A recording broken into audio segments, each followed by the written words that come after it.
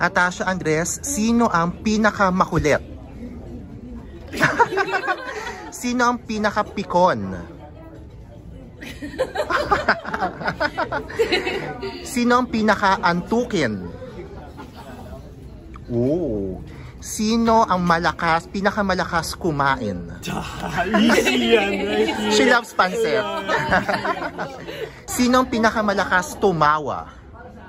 No, I think it's the same. It's both. Yeah. Okay. Sino ang pinakamasunurin sa magulang?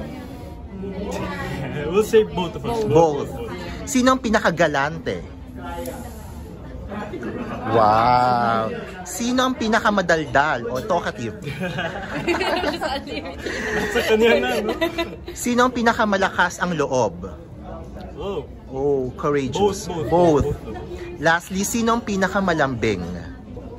Yeah.